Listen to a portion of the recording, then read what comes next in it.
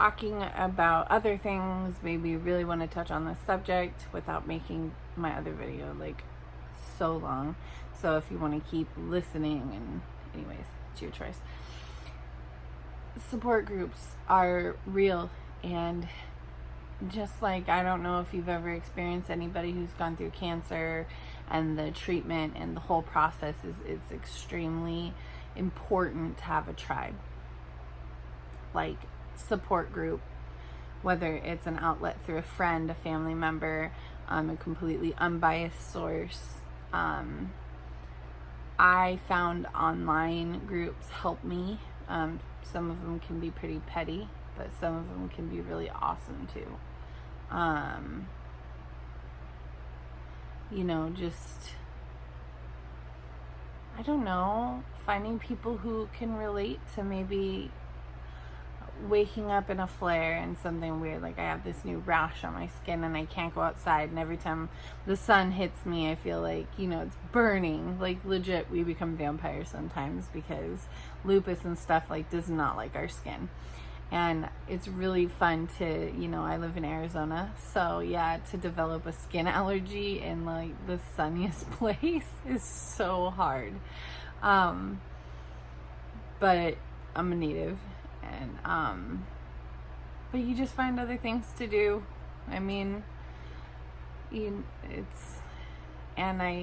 get to really work on this like pasty white complexion here, keeping it all even. Talk to people.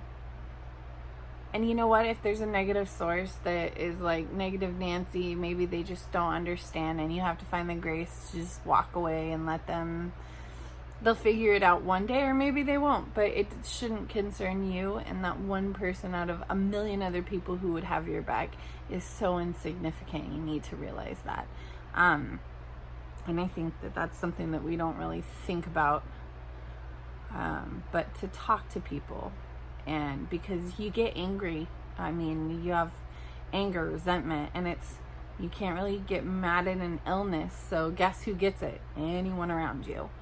And, my fiance, my back, everything, like he gets the brunt of a lot of it. And so does my mom. My mom lives with me, and they're my tribe. Like they help me with everything. We all work together, and it's fantastic.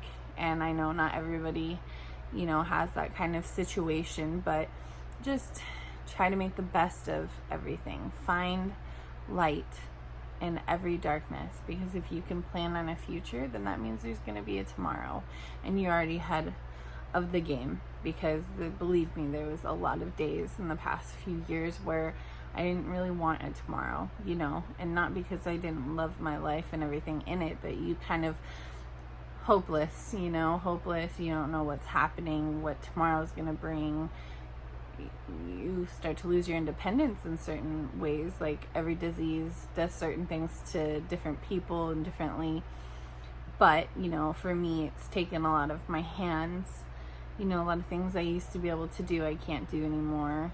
Something as little as like picking up like a water bottle becomes a struggle some days. Chopping things, so food prep and stuff's really hard. You'll notice that if you just keep looking, you're gonna find the bad things about it. But it takes a stronger person who wants to fight to find the good in everything every day. And I started with meditation. Audible, free.